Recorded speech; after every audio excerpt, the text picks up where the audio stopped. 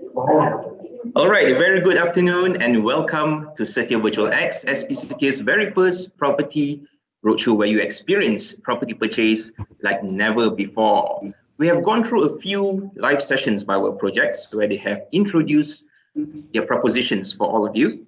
We have also gone through one live webinar session this morning, and now we are back with another one of these sessions.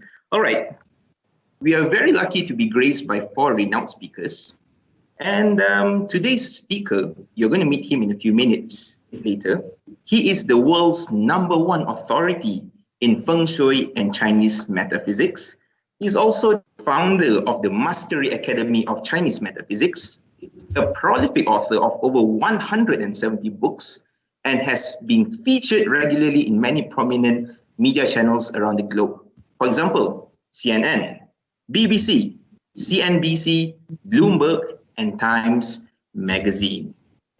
I am excited to be interviewing him today, and you should be excited in joining this webinar too. So ladies and gentlemen, we present to you the Chief Consultant of Joey Yap Consulting Group, Dato Joey Yap.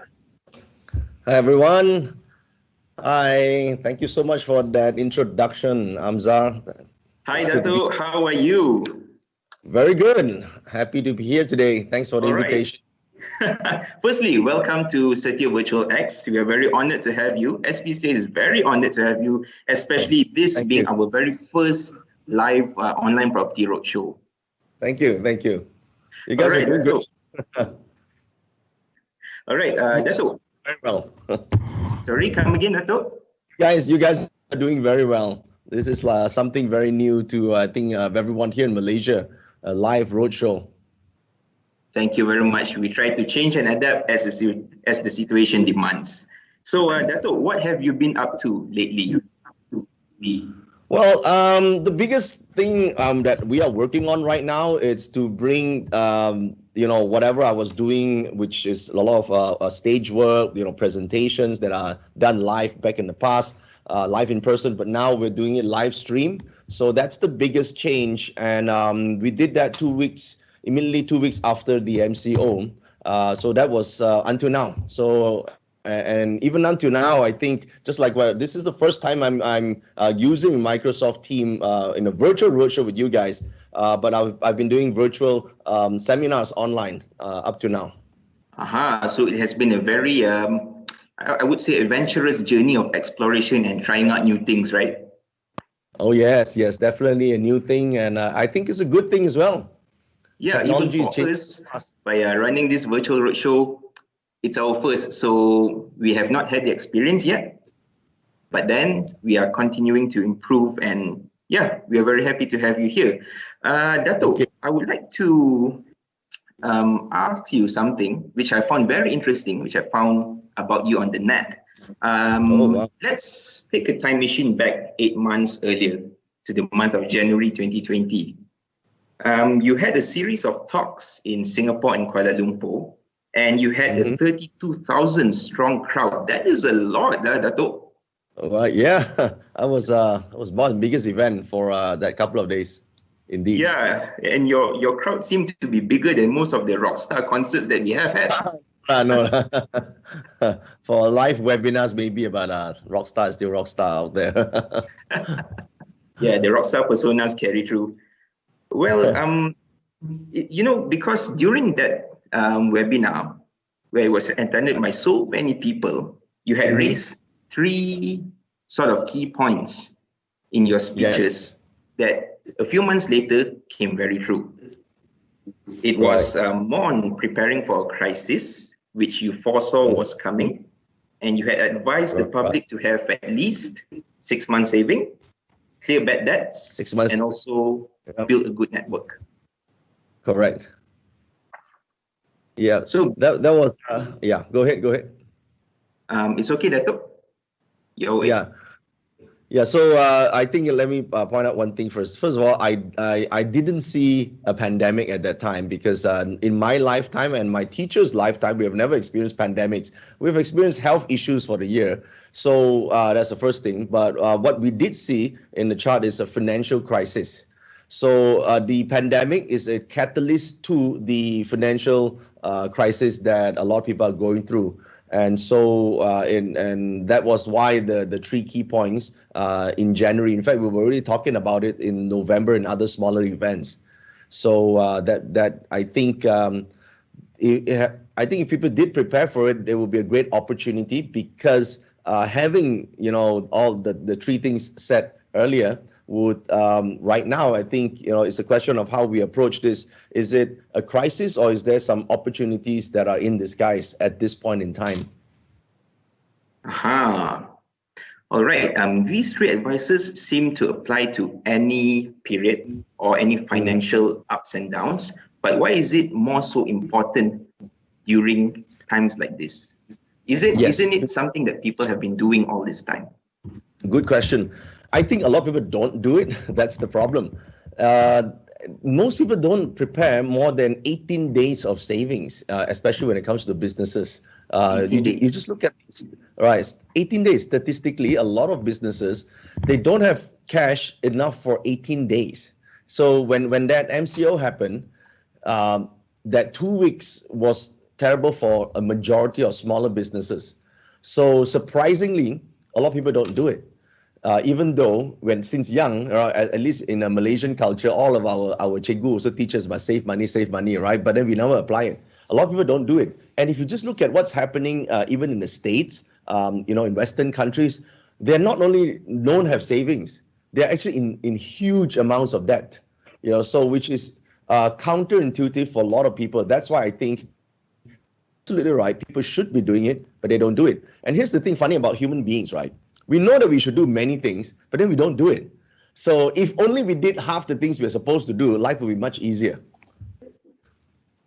I certainly agree. It would prepare us for any uncertainties, right? Right. So that's, I think, so important. And the reason why, savings, there are many forms of savings. Even when we mention it, this not just about 6 months. There are things like the safe level of savings could be certain percentage, a slightly higher level. A certain percentage should have been in gold, certain percentage could have been in bonds, certain percentage should have been in properties. So because those are for long term. And when you hedge against these uncertainties in the way we save, then that helps us, right? Because if we just only have it in cash, and if you think about it, cash is becoming weaker. So even though we have it, but it has become weaker, and so we actually can buy less things with the same amount of money right now. Okay, it's just like what the great Warren Buffett had said. Don't put your eggs in one basket. Don't put all of them in one basket. That's right. Diversify your investments. Right. Dato, I was quite attracted to the 18 days of savings. I would never have thought that it would be this low. I would imagine 1 to 2 months, but not 18 days. A good business should have at least what they call a 13-week roll cash flow and at least a 13-month preparation. Okay, so a good business must be able to have that. But a lot of businesses are cash strapped. Like you take restaurant business, for example, right? Restaurant business, some of them can only last 18 days. And when they can't do the business, when cash runs out, they have to start firing people and they have to start to close down. So a lot of businesses, surprisingly, they don't have a great cash flow. They may have, a lot of revenue, but they haven't collected in cash. So that's why I made the emphasis on having this cash flow, because this is important. While a lot of people have the idea, okay, I got profits, but we can't spend our profits. We can only spend the cash. So the important thing is to translate the profit into cash. So that's the general rule of running a good business. So even if you look at, people will say in metaphysics, aren't you supposed to talk about the Feng Shui thing and why you talk about that? Yin and Yang is the whole philosophy of Feng Shui is just nothing more than yin and yang. If you think about it, if I translate yin and yang, it means cause and effect. For an effect to happen, there must have a cause. That's yin and yang. So, Feng Shui is nothing more than yin and yang. So when we see the cause, the effect, which is financial issue, what's the cause? There could be many, many causes that can lead to this. So if we don't want the effect, well, let's start changing the cause. If we change the cause, we'll be all right with the effect. For example, many people want to be slim, right or not? They want slim. Yes. They want easy, or they want hard or easy. They want easy. They want fast or slow. They want fast. That's just the effect. The cause is how to get there, right? If you look at people who are skinny and slim, the cause is they love the cause. Every morning they wake up early, they start jogging, they start exercising. That's why they're skinny. Those people who are still fat, they're still sleeping at home. So that, and they're complaining that they are putting on weight, right? So yes. Everything is just cause and effect. So when we look at metaphysics of yin and yang, so why is it that certain people have problems with the cash? It is because the cause, the way they run the business, has an issue. And so you brought a really, really good question is why people don't do it, because maybe they're just not aware of it. A lot of people are just not aware of it, that they need to have a running cash flow of 13 weeks at least, or 13 months the best, because at least now your business, even without selling, you can run for 13 months.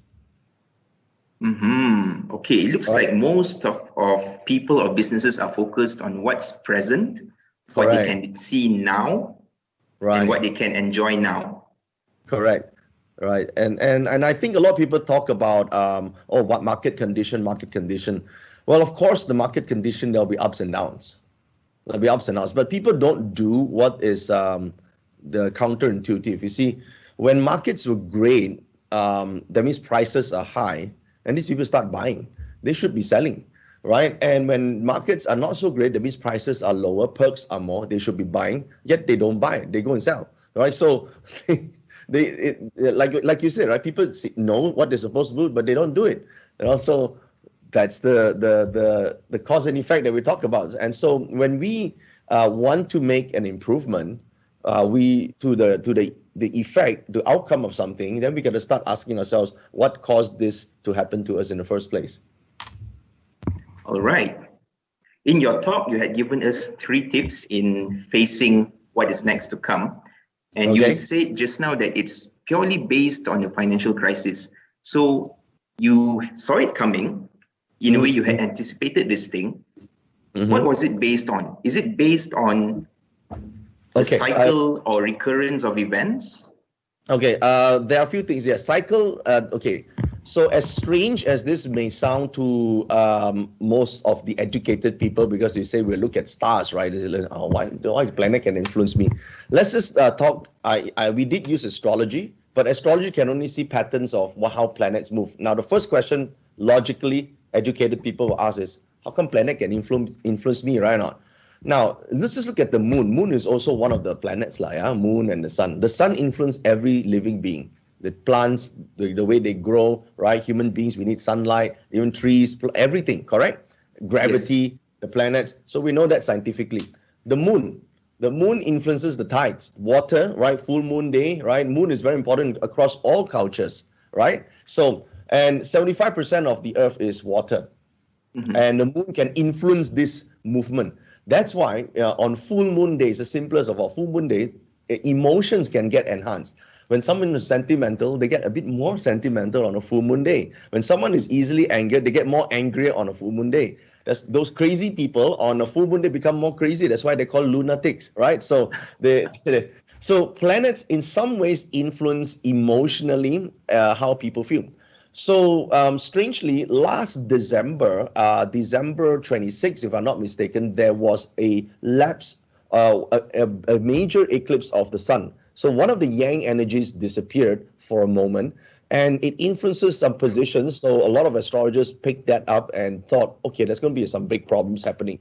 We just don't know what was the big problem because it hasn't happened yet, right? So most big eclipses will follow through with a problem, depending on what are the ancient days, they look at omens. Today, we just look at what are the signs like, So what is actually happening, and that will follow the trend. So last December it happened, and shortly after, by January, in fact, December started the problem. January, the virus began to have issue. And then by, I think, February, a lot of places already start spreading throughout their countries. And by March, there was lockdown. Okay, so that was how, to answer your question, that's how we saw there's a problem so-called looming. Okay, of course, that breeds the next question.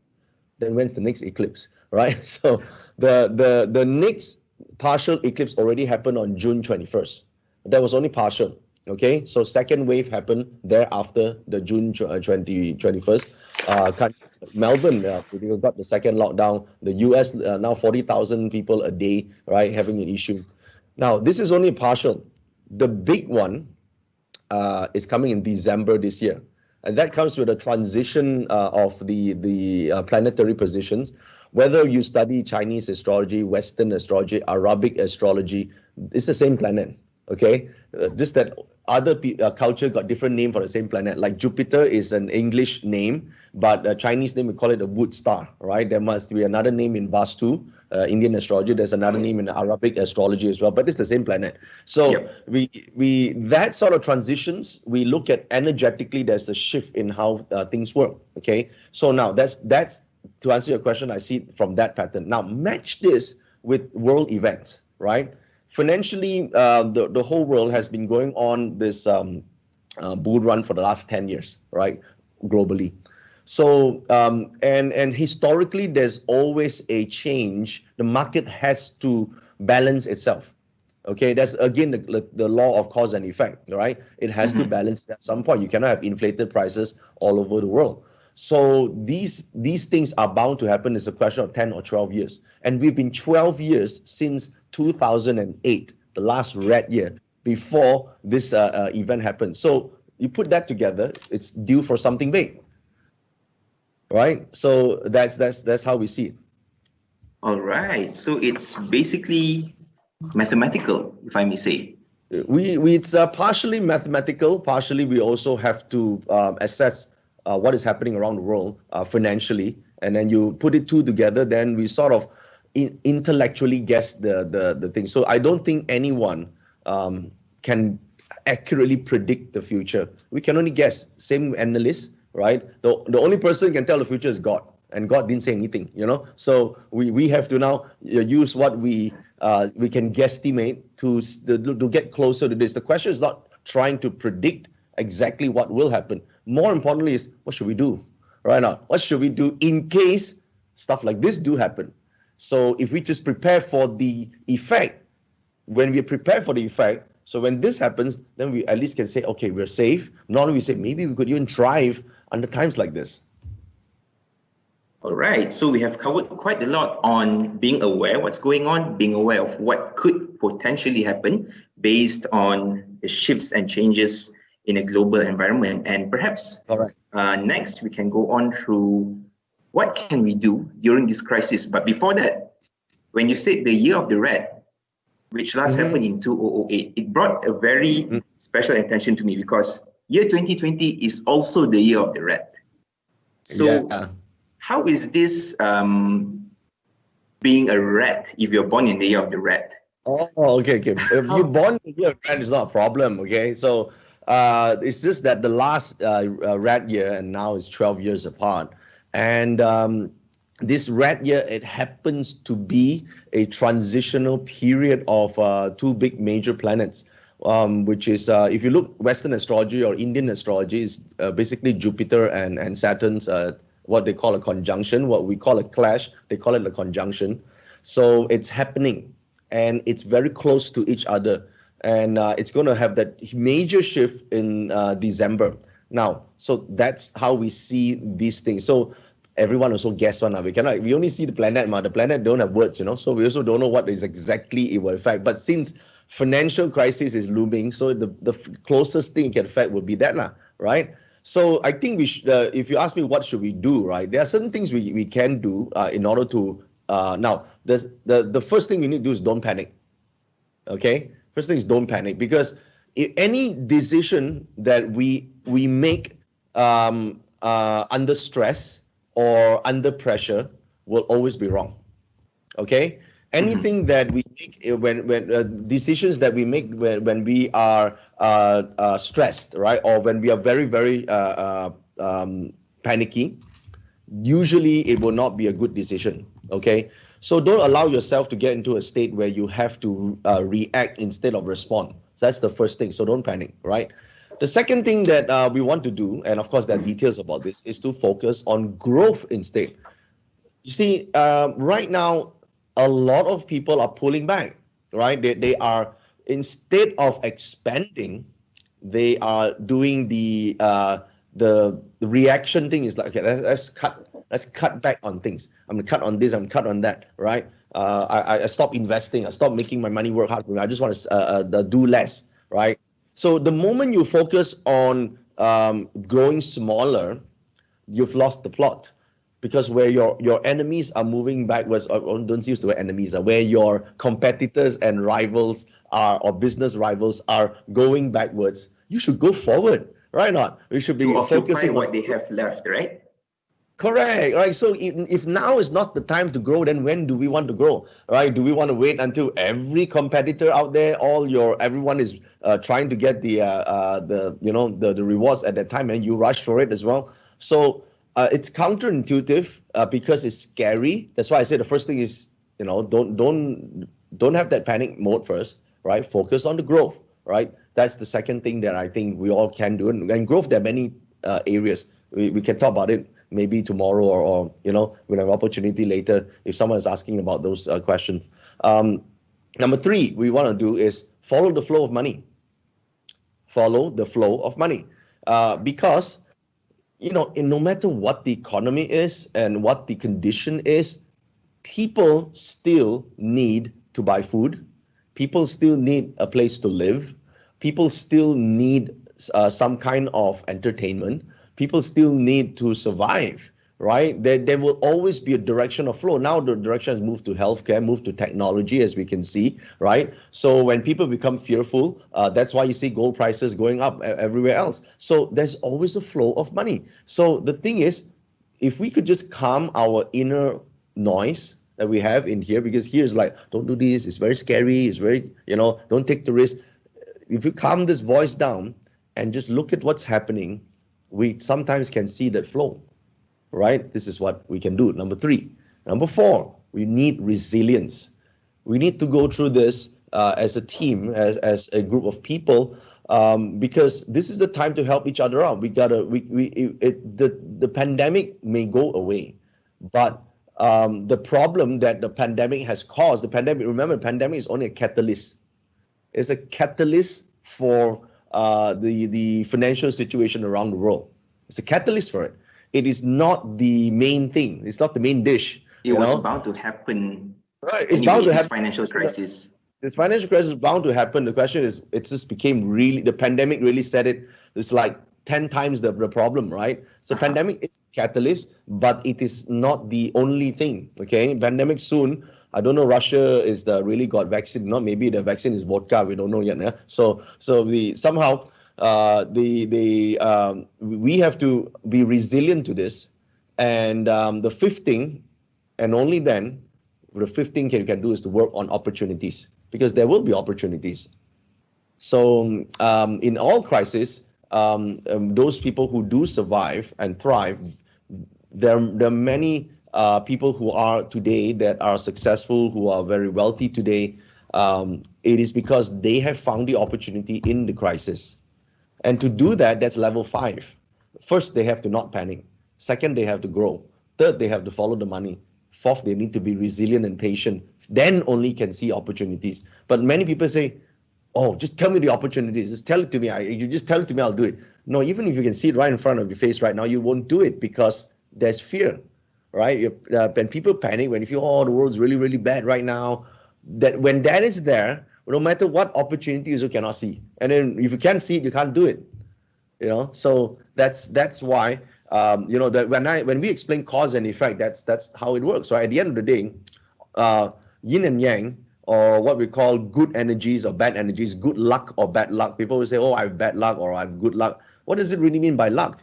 Well, it means that when you feel positive, when you feel that even in times like this, that you're uplifted instead of down, feeling depressed. When you're uplifted, you see the possibilities. So that's called good luck. When you are not uplifted, you feel depressed all the time that, I'm just lacking things. The world is not fair to me. Boss is not fair. Everything's not fair. When you start feeling like this, you won't see opportunities. All you see is the problem. So that's why people who are asking for opportunities first must understand there are 5 levels. That's how it works. All right.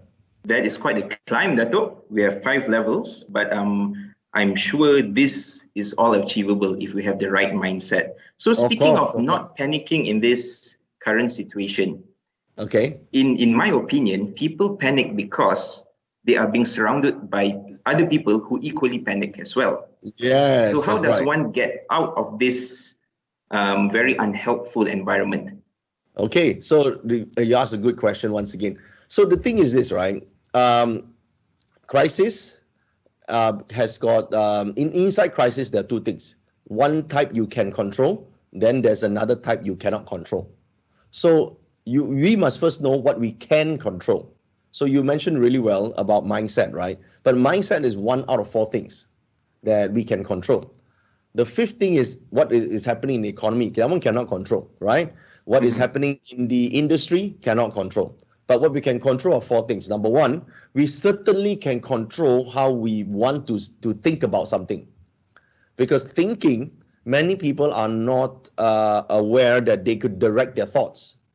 And thoughts is energy.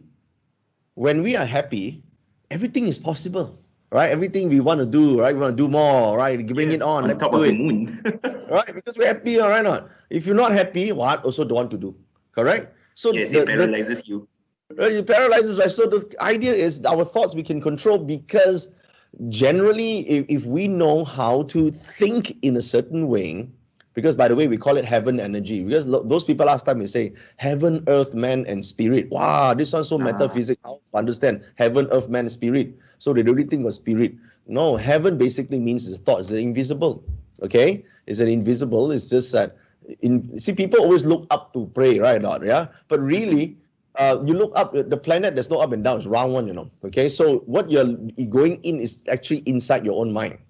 Okay, so that thought needs to be generated first. Okay, that is the idea, right? That's called heaven luck. The second thing that we need to do is the thought will lead to an emotion or an action.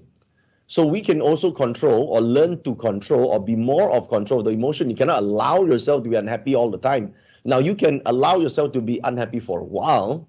But if you allow yourself to be unhappy on a consistent basis, then life is screwed already. Right now, every day also unhappy. People see you also want to go away, right? So, and by the way, that creates energy as well. So when you are around other people and your own energy is always unhappy, only the unhappy will be attracted to you. You complain problem, they also complain problem. Oh, very good friend. Yeah, it perpetuates the problem, right? Right, perpetuates problem. So if you just want a new group of friends, like you mentioned, first of all, if you had the same type of thought, successful people who think about what they can do, what's the opportunities, will also stick with other people who think about that. And then the people who feel happy will be happy people. That's why you go concert, everyone happy, ma. Suddenly one fellow depressed that, you better go out, don't listen to this concert already, right? Not? Yeah, don't belong here. Yeah, you don't belong here, right? Not? So that's the emotional part that we need to do. We imagine if you stick around everyone that's depressed in the room, you're also depressed, So that's the thing, right? So our own energy is important, how we feel, right? So that's the second thing. The third thing is our own bodies. Okay, our own bodies. You may think, body I can control. Actually, what you can control is only the surface level. For example, if you say you want to wake up at 6 a.m. every morning, your body may say, no, just sleep a bit longer, then you don't wake up already. But your thoughts say you want to wake up. Emotion also, you know why you need to do it, but the body say no, So you got to have the body say, when you say go, your body should not say no. When you say, I'm going to do this, I'm going to do this, I'll write the book, and my fingers, you touch the keyboard, start writing. Okay, so you got to train the body to respond to you in that way. So a lot of people's body don't respond to them. Body become lazy. So you can think about want to do something, but the body doesn't want to do it. And worse is your body start to behave in an unhealthy way. So where some people just drink water also can become fat, right? The body reject every instruction already. So body is an energy as well.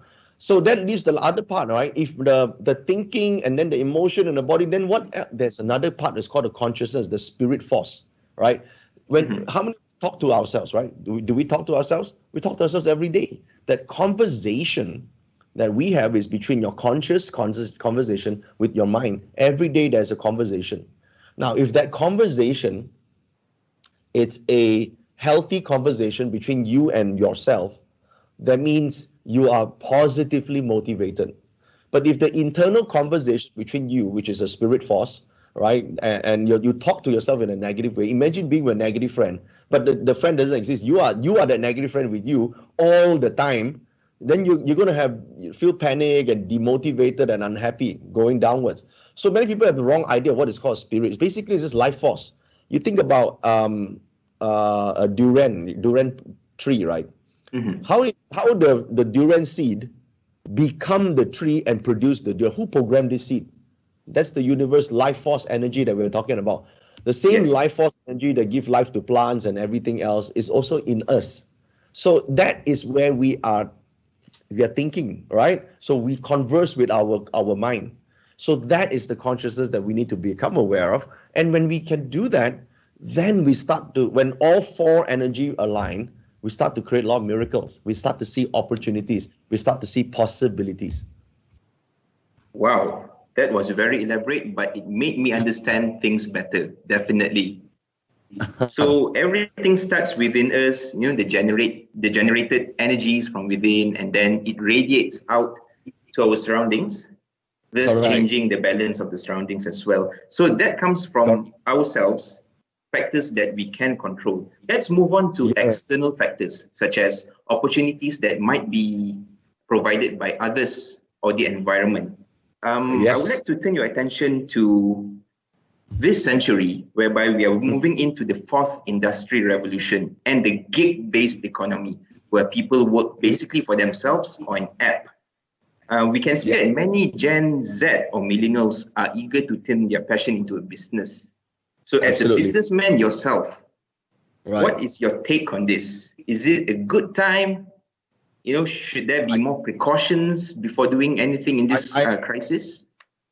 It's an absolutely great time to, if you can, to start, into the gig economy, because that's the new norm. You look at who are the ones that are thriving right now, even in this pandemic, is those who have their own gig and they are working from home. Okay, look at they are the ones, they're still selling online, right? They are selling their expertise.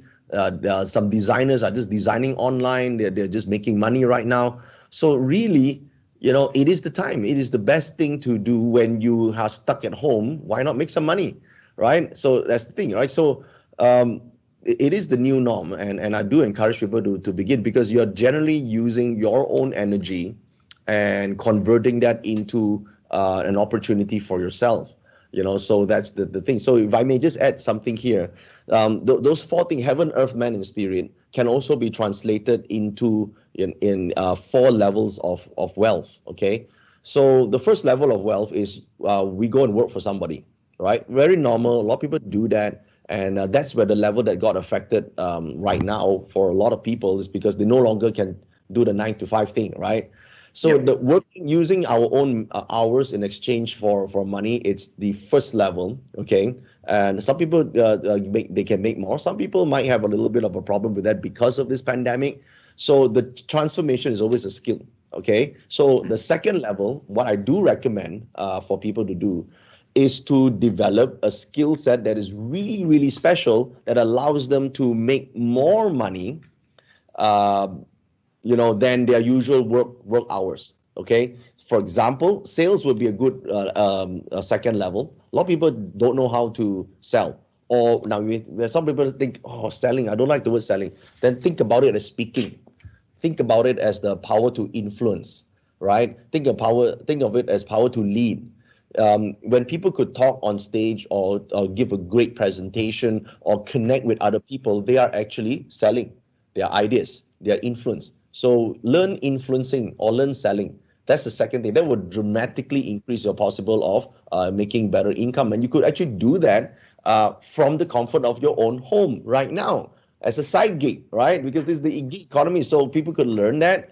Now, of course, people ask me, hey, is my astrology chart can learn selling or not?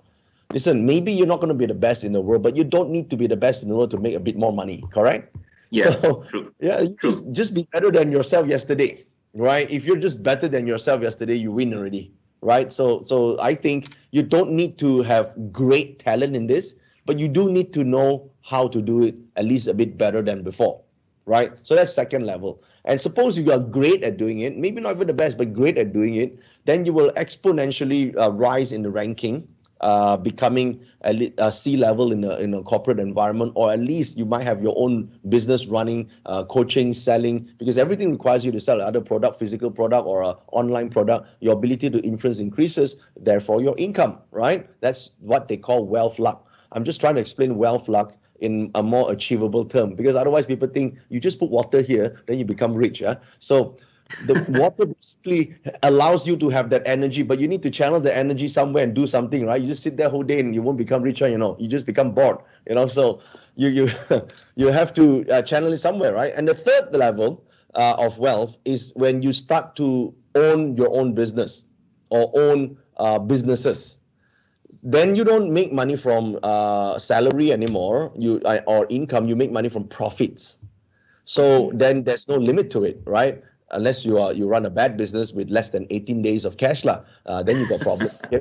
So, but if you do it properly, because you know the first two steps, the third step becomes easy, right? And then the fourth level is when you need to you become a banker. You lend the money, right? You lend the money to other people, and you basically make what we call it, ROI on it. That means investing. Investing, basically you lend money out, buy shares, buy equity, buy land, buy houses. So many people jump from level 0, jump to level 4. That's the problem, because every level requires a different set of thinking, right? Every level requires a different set of thinking, a different level of skills, a different level of understanding. So if we don't go through the first 3, how to do the fourth one, right? They will be like blur, like, I don't know whether I should do or not. I need to ask my mom, ask my father, ask everybody. Then they also don't know what to do already. So the idea is systematically increasing your own abilities. So when we talk about Feng Shui or we talk about astrology, it's nothing more than just an ability to improve ourselves and climb up these levels, these 4 realms.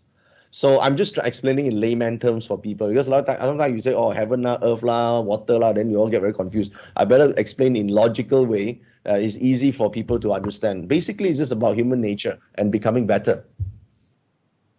Right. So astrology is basically understanding the energies and the advantages that have been put into you since birth, and how to utilize it to your own good, right? Correct. That's all it is. All right, that's quite how would I say, that's quite digestible by the layman. Because many people would have an impression that astrology is something which is complicated, takes years of study, and has too many calculations to be done. But it's not, right? It's not. I think the founders of astrology originally were I think there's nobody who really created it. The Arabs were talking about it long time ago. They have their own astronomers and astrologers.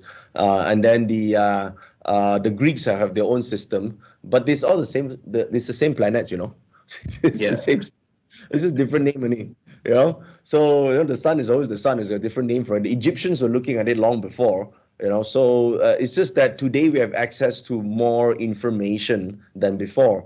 So it doesn't require a genius to put the patterns together. If you just see the patterns, okay, once we see the pattern, now we know something. The biggest challenge is, what do we do with something we know? Most people don't do with any the things we know. That is the problem. So if you ask me what's the biggest difference between what I do and probably someone who also knows astrology, is I actually want to do something with it. I do that to prepare myself, to prepare for that 4 levels, right? From the bottom to go up to investment level, and how do we grow our wealth? Because you can't help anyone in your life if we remain poor, right? If we really love the people around us and we love our families, then it is our job to become wealthier. Because only if you have a bit more wealth, you can help other people. You will have the strength to lift other people. So if we just remain, helpless, we don't become better, then we're just waiting for things to change. But you know what? The things can change for the worse.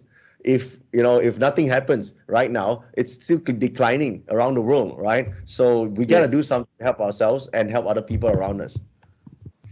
Right? It's mainly taking control of our own life and decisions that we make inside it. Yeah. Dato, let's look at a very recent trend that has emerged around, say, 4 to 5 years ago, where businesses have started using social media to market themselves or even to promote very, very simple startup products. How does someone in this situation use social media or leverage on it to get through the noise that is cluttering the internet world right now? Because right now, everyone has a YouTube channel, everyone has a Facebook page, everyone has an Instagram page. How do you then differentiate yourself and cut through this noise and reach your intended audience? Okay, so there are two things like you got to understand the whole idea of social media is to create traffic. Okay, is to create traffic. Traffic means people who come to your social media page, whether it's Facebook, Insta, or YouTube, anywhere like that's called traffic, right? So the higher the traffic, the better for you because there's a reason for that because you got to use it for business. So a lot of influencers, they make money because their traffic is high. Okay, so for businesses other than influencers, any other business, they need to be able to bring in the traffic to their site.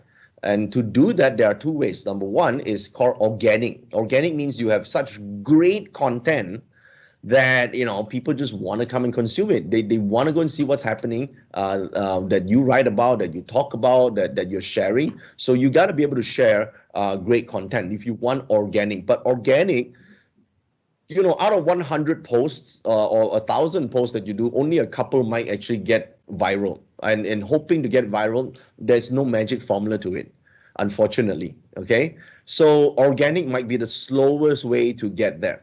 That's one. The second thing is there's another thing called paid traffic. Okay, so paid traffic basically means you pay the influencer, someone who's already got a following, or you're going to pay someone like Facebook or Insta or YouTube to say, hey, could you send me this group of people to come and consume my content? So that can be done, but it's expensive. So a lot of big corporations, in order to save time, because they probably don't have the youngster, millennial, generation Z, or that level of content. I mean, come on, how many CEOs going to do a TikTok dance video, right? So they're not going to do that, right? They're not going to take off their shirt, and so they're not going to get those content. So what do?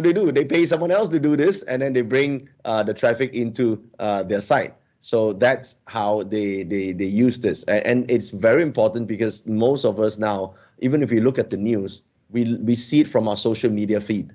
I mean, when was the last time you actually read everything from a newspaper, right? You stopped doing that anymore. Some time ago. All right, because some time ago, we see everything on our social media feed. So the newspapers or the news agencies have to broadcast their stuff onto social media for all of us to consume. Even that's how we get our news. All right. It's just because that this trend is emerging, and day by day we see that social media is becoming increasingly used by these people who want to raise themselves up. So I think it ties back to some of your steps earlier that you have mentioned, the 5 steps. The first was don't panic. Perhaps we can put this under growth, can we? Yes. Yeah. Now because we're actually amplifying ourselves. Correct. You're to absolutely a wider audience. Correct. Now would be a great time. You see, the thing is, when we were at the lockdown, a lot of people were so depressed they even stopped their own social media. That is not right. When there was lockdown at the time, you should actually double up your social media presence because people have more time to watch stuff online. True. So it's such a great way for anyone that is young out there who wants to reach out. So keep doing content. So how do you actually do content if you don't have much content to talk about? Well, your life itself is a content, right? Your life, there are many interesting things. Your life, you have experiences, your point of view of how things work, right? This is what Mother Nature has given you, and the people that you meet, happy or unhappy, how you solve a problem, how you see a problem. Right, so that's content right there. I have never thought of it that way. This has given me a very brand new perspective about it, because usually we think of what to post in order to attract people, but but sometimes we do not realize that each person has their own journey, and it's a different journey from person to person. So you go through A, I go through B, you go through C. It's a good variety. Yeah, so that's how we really do it. Yeah. Dato, let's move on to perhaps employment and becoming an employer or employee.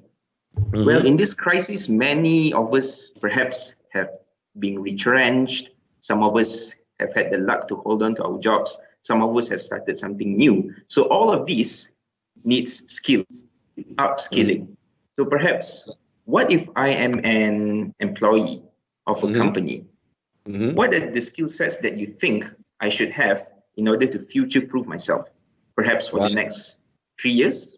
That's a great question, right? Employees, the thing is, you must ask ourselves, right? How long do we want to be an employee, and how do we use our time? Okay, so when we are an employee, 9 to 5 is sold to the company, and if this is what we want to increase, to go higher on the scale, then who is up there above me right now? What skill set does he have or she have that I don't have? I want that skill. Go and learn that. Look up. Because that's the next person up there, right? You want his or her job, then you must be able to do what he or she does. Most people think, well, I have the same skill set we have. No, leadership, network, selling, right? So this is very different. These are the skills, soft skills that a lot of people don't have.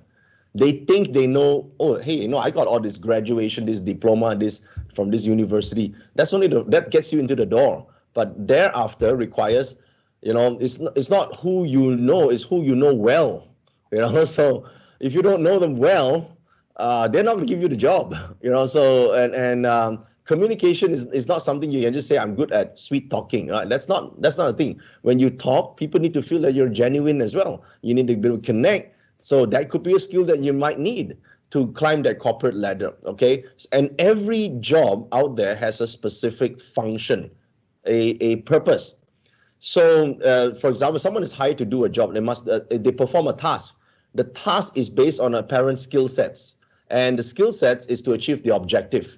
So the question that you need to ask ourselves is, what is the objective of this company having this department? What if I could do that objective faster than everybody else? If I could do that, I'm up, right? So that's the first thing. Now, then the second group of people say, okay, I want to transit into the business world in the next 3 years. So if that's the thing I want to do, then the question you should ask yourself is, what do I do from the other 8 hours after 5 p.m.? Right? Because most of people hours granted to you daily. After 5 p.m. is your own time, right? But most people are too tired. They need to sleep. They need to go out and go and do all the things that are basically not helping them become the entrepreneur that they're supposed to be. You just check back all the people who succeed today. They did something from 5 onwards, maybe even up to 12 at night. Okay, so what do you do with those times, right? So if you do something such as building up a secondary line of income, right, then that eventually can help you take over and have your own business, right? Now, people don't do those things. They don't want to because it's tough, right? Or they think I'm not talented for it, and I don't want to take the risk.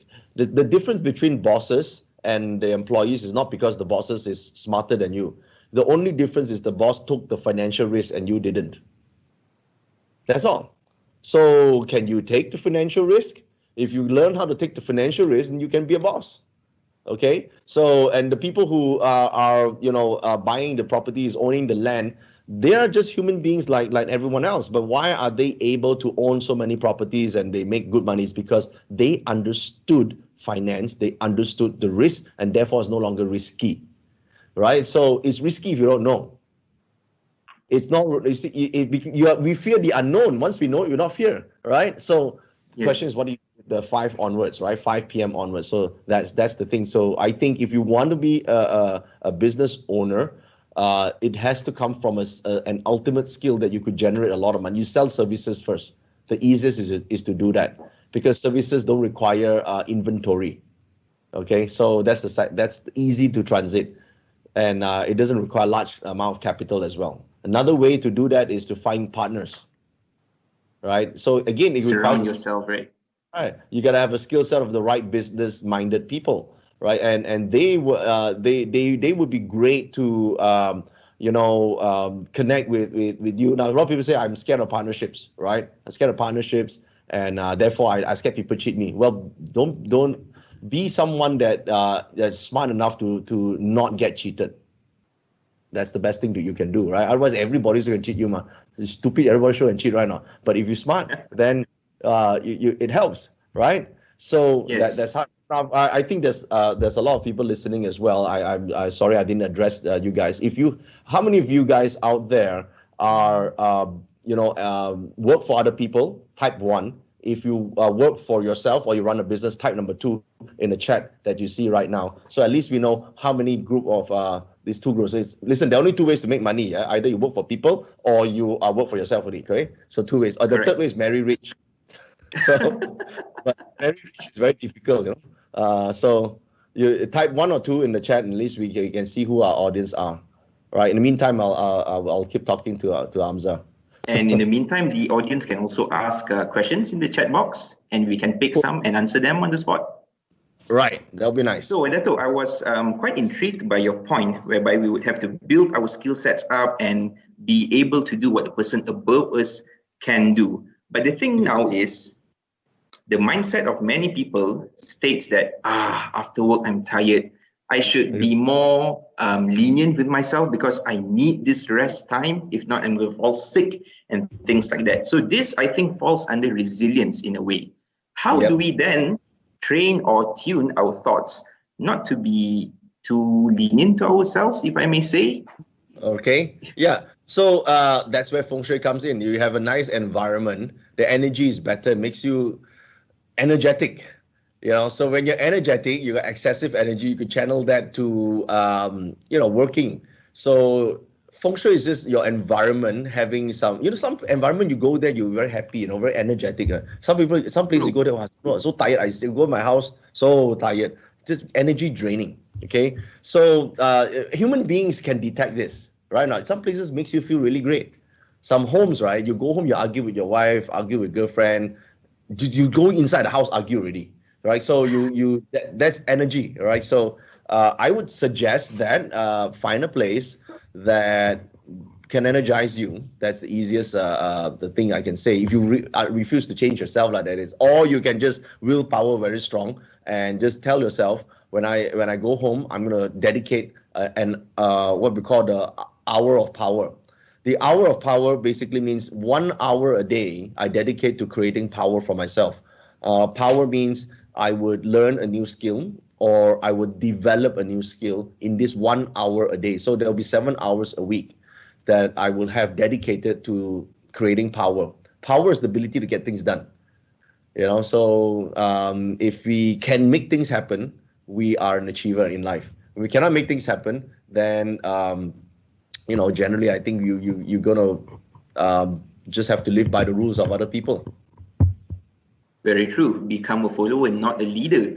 Dato, what about the usage of water in Feng Shui? Yeah. I heard that it's a very, very important element because it conveys qi. Yes. Generally, when we talk about water, it's just like flow. If you imagine our body, there's blood flow, correct? What if this blood stopped flowing?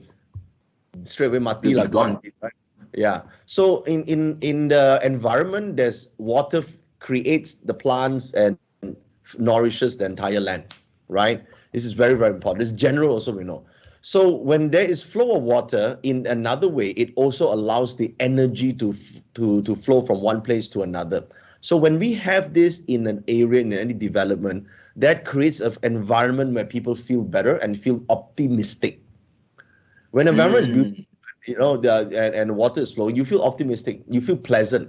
I think it's hard for me to use the word optimistic because some of us are not optimistic, right? But let's just use the word pleasant. You feel more pleasant. And when you are pleasant, you're more willing to do more things.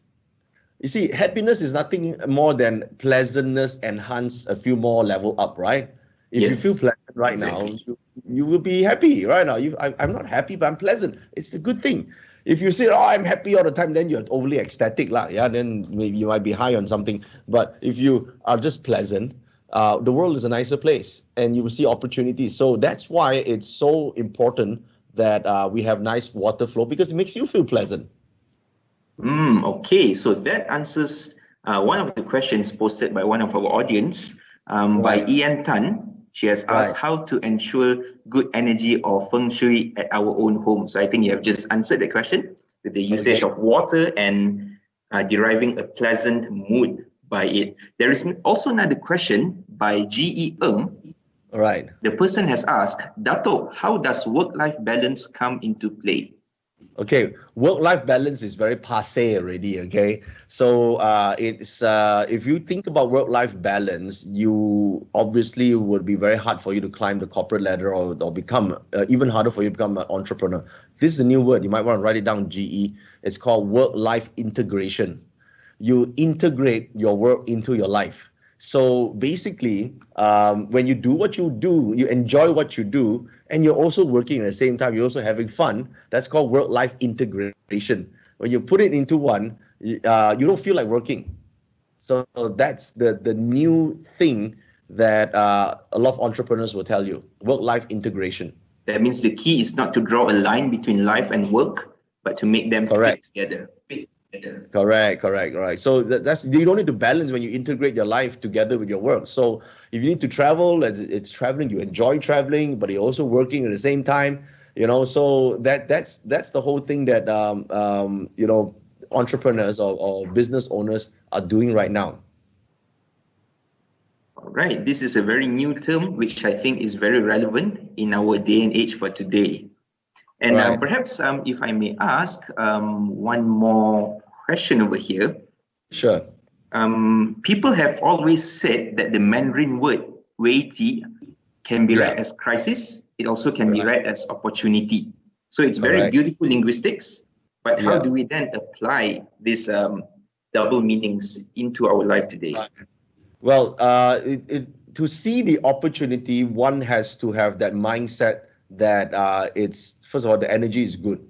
Because let's say you are suffering right now, you are depressed, right? You would never see any opportunities. Because you're frustrated, right now. If anyone is in a frustrated mode right now, out of frustration or panic or pain or resentful, you don't see opportunities. All you see is pain. So the job number one, to see the opportunity in the crisis, your heart and your mind need to be pleasant. When it's pleasant, when you're enjoying your life, you will see, hey, I just found this. Hey, let's do this together. Because you're more fun. Just think about the last time you're in love, right? When suddenly you're in love with each other, she asks you to throw the trash. You happily throw the trash on, right? Not. She asks you to do this. No problem. I come and fetch you, right? Not. After you fall out, what happened? You throw yourself, lah. What is this? Right? Same person, correct? Not. The energy level changed already. So if you don't feel pleasant at any one point, you won't see the opportunities. When we are pleasant, you will see the opportunities and you want to, do more and be more, especially when you want to do it for some other people. Because success is what you get, but fulfillment is when you can give that away to other people. And that radiates positive energy as well. Correct. Okay, Dato, we have had a thank you from G.E. Ng for your work-life integration tips. She picked it up. It's going to be very beneficial for her. We have a question from Vijaya Kumar. He has asked, how does technology affect the role of Feng Shui, or even the integration of technology of Feng Shui? How is it done? Actually, Feng Shui is just environment, right? So right now, technology is the delivery and how you actually reach out to people. For me, that's what I do, right? So like right now, we're this platform. I'm teaching Feng Shui through technology. So it's and Feng Shui is only a principle of understanding of how energy works in the environment. And now that you guys understand it more, right? Because now we have this conversation. Because a lot of people can have the wrong idea that it's going to be restrictive. Oh, my house cannot like this, cannot shop there, cannot like this. That is the small part. The big part is why? Why cannot, right? Why you do that for, right? You want Feng Shui because you want a life that is more aligned with your goals, correct? That helps you achieve your ultimate goal. So you may say, but I want to be happy. Fine. Then what makes you happy? We set it up to make you happy, right? So you're not going to set up and then make you unhappy, right? Or not. So first you must know what makes you happy. So that's how we integrate, and with technology allows us to do that faster, quicker, in a more efficient way than we do it. For example, I print all my Feng Shui charts with an app now that I've created. So it's much faster than doing by hand, and there'll be no mistakes. So that's another way of integrating technology into my work. So Feng Shui is just like science. It is the application of science into our daily lives. It's just like technology and social media, which is also the application of science into our lives. Correct. Okay, this has opened up many eyes of us to understand better on the more technical and deeper aspects of Feng Shui. So Vijaya Kumar has said, nicely said, thank you, Dato. All right, thank you. All right, let's see, maybe we have time for 1 to 2 more topics, and then we would have to hand the floor over. We have a question over here, and it sounds like this. We find that many couples are having more challenging times at home. Relationship question inbound. It's as a result of MCO and things like that. They are locked up together. They see each other's faces every day. And being humans, at one point, we might start to tire of each other. Frankly speaking. So what is the advice that we can offer to people like this? Maybe it's a disharmonization of energies or things like that? I think of course, like when we are, it's easily upset when we are frustrated right now. We vent our excessive energy on something and happen to be our close ones that are they have to suffer when you have frustration. But here's the thing, right? When people share common goals, they tend to respect each other better, even though they may be enemies. Okay. So the way to the foundation of all relationship is trust. Foundation of all relationship is trust. So the question is, how will people trust you? They'll trust you in 2 ways. One is they respect you. Okay. 2, you share the same common goal. So let's talk about the last one first, common goals. So the question is, as a couple or as a partner, what is the direction that you guys are going? What are you going to do? Because, I just lovey-dovey, we see each other happy. Then now you're seeing each other, why not happy? Right? Because not doing anything. Happiness is an ongoing process, right? You got to keep at it, right? So when you do nothing, everything stands still, and therefore you don't get fulfillment. Happiness is like eating chocolate cake, You eat happy for a while, then cannot last one. What you need is fulfillment. So, correct? You got to continuously. Yes. So to do that, you need progress. Progress breeds happiness on the long run. So as a couple or a partner, what's the progress? Are you going to have more children? Are you going to educate your children? Are we planning for the next holiday? What are we doing? What's the next 5-year plan? So when we are working towards something and you're making progress as a result, you find the happiness because there's teamwork, right? That's one way. Second way is going to have respect. So how do you get respect? You can say, you must respect me because I'm your husband or your wife, you must respect. Nobody cares about that. You earn the respect because you can do something that the other person cannot do. Don't you think so? If you have a skill set that far exceeds the other person and that person wants that skill set, then you have the respect. Okay, so you got to constantly improve your knowledge, got to constantly improve your skills. Let's say now a wife can really do really good food, for example.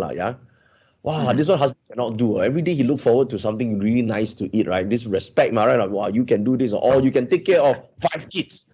I don't know how you handle it, but you can take care of 5 kids. The guy can handle a big business, but cannot handle 5 kids. This must be amazing woman, for example, right? Or this guy is able to manage all this, business stress and all that. So the woman will say, he's really, he can take on this. He can do something I cannot do. But the thing is, when both of you can do what each other can do, and I don't need you anymore.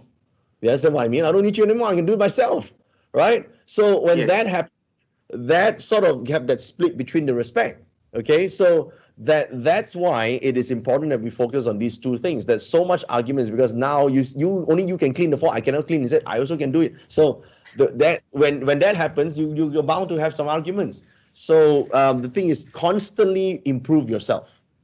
Constantly find new topics to talk about because you keep talking something you talked about 15 years ago. Hey, what age are we in? It's got no news on. So that's It becomes repetitive, right? Every day I hear the same story. I really found that I knew that 15 years ago, right? So that's why in Feng Shui, we always say activate the intelligent star. Intelligent star don't make you more intelligent, just makes you more educated. So when you have something new to talk about, you share, new things with your spouse. Your spouse also, very interesting. Or talking to you, I feel my life becomes better. Marrying you is the best decision I ever made because I'm now a better human being. So after marrying you, my life so destroyed because you're so needy or whatever is happening. So, you know what I mean? There you go. Sound advice for people who are facing this kind of situation right now. Don't worry, hang in there because it can be solved actually with a few thoughts and a few steps. So, Dato, we have covered quite a wide range of topics for today, from personal growth to looking at opportunities to even relationship advice. So let's get back to the economic side. Just try to give a few ideas, but I'm sure there are a lot more experts on relationship out there. Well, since you are here, we might ask you as well. Okay. Anyhow, let's get back to the economic side. Right. A bit serious now. Okay. Bank Negara Malaysia has forecasted that our growth in 2020 will be around 3.5 to 5.5% due to the crisis. And they have projected it to grow in 2021 to 5.5% to 8%. So there's an increase in like 3% from 2020 to 2021. So how then shall we capitalize on this projection? Okay, so this projection, it's good for a lot of corporate positions, but for the ordinary folks out there, doesn't make any sense, right? Who will feel it? Right? Nobody feels this stuff, right? So for people like ordinary folks like us, right, you and me and all that, what we need to know is what can we do now and next year, right? So what can we do so that we can be able to see the growth in ourselves? So the question is this, right? It goes back to the 4 decisions. Do we want to grow and expand right now, or do we want to retract? That's important because we can make that decision, right? So if we would like to expand and grow, then the investments, there's one of those ways, make our money work harder for us. For those who have the additional cash flow, of course, for those who already have this, if you just hold it on cash itself, the value becomes smaller over time, right? Especially in times like this, it becomes smaller, right? Last time you buy Coca-Cola, how much? Now it's more expensive, right? So it's the same product, So the thing is, you want to have something that in the long run has growth potential.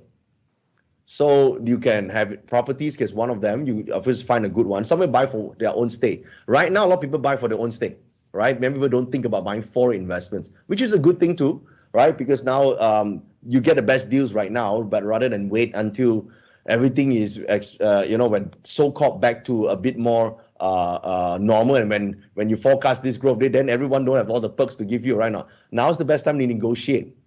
Go to negotiate something, right? So get the credit first before you need it, because you might need it soon. Get the credit before you need it. When opportunities come up, you can use those credit. You don't have to use it now, but use it when an opportunity, the best, a deal comes out, then you have this ready. So this is something that we all can do.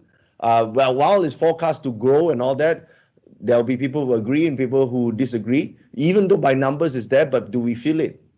This is the thing, right? Every year also they tell you grow on that, but do people feel it? That's the thing. Right now people feel like, stuff is happening. I just want to get out of this thing, correct? So the grassroots level, people don't feel what they're reporting in the statistics. That's the problem. Aha.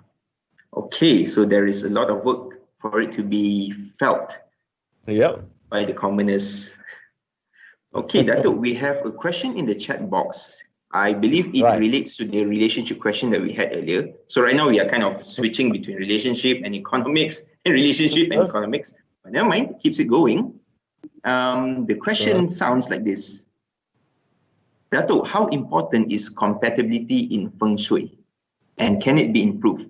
I think she's referring to husband and wife's Feng Shui. Does it have to be compatible in order for them to? Well, I think you're already married, a bit too late to talk about compatibility, isn't it? Yeah. So but you must do that before you get married, right? So anyway, I think compatibility can be improved because many people talk about compromise. I think you shouldn't need to compromise because compromise means you're taking away from somebody, right? I think what you need to do is alignment to common goals and what is the outcome that you guys want, right? So a lot of people don't talk about it. That's the thing, right? They don't talk about what they want to achieve. They don't talk about what they want to get in the end. How do you support each other? They don't talk about it. They just, I want to be with you, okay? Then be with you, then do what? Oh, never say, you just sit there and breathe and you can be. So like that is not how to be compatible. We don't even talk about it, right? So learning how to talk about it is a big deal because a lot of people don't know how to talk about it. Some people, communication is a big problem, right? Some people have even a problem saying thank you. Some people have a problem saying sorry. They don't know how to say sorry. It's like a lot of people don't know how to apologize. Apologizing is also an art, because if you don't do it correctly, people say, "Oh, you're not sincere." Correct or not? So even that needs to learn, right? So when we say Feng Shui only can help you change the energy, the mood in that place. So, but if you are constantly not skillful in apologizing or even accepting compliments, there's only so much Feng Shui can help you. It can make you feel a bit better, but it cannot turn you into a person who's willing to apologize or willing to say thank you. So that is something you need to do on your own. As we have discussed earlier, it all comes from within. Then it radiates to others, right? Yep. All right. We have had a very interesting session today, Dato. We were talking about many topics, albeit here and there: relationship, economic relationship, self-improvement, business opportunities, and how to manage yourself in times of crisis. So I must thank you for joining us in Setia Virtual-X. We're very honored to have such a prominent figure like you speak over here for us. Thank you. I'm sure that the audience has also benefited. Yeah, it looks like they are happy. So I will be seeing you again tomorrow because you will be back. Yes. Tomorrow to all of you who are tuned in. To all of you who are tuned in today, Dato Joey Yap will be back tomorrow from 2:30 p.m. to 4 p.m. and he's going to cover a totally different topic for tomorrow. You might want to stay tuned with us tomorrow. So Dato Joey Yap, thank you very much. Thank you, Hamza. Hope to see and work with you again in the future. It's been very, very pleasant to work with you. Thank you so much.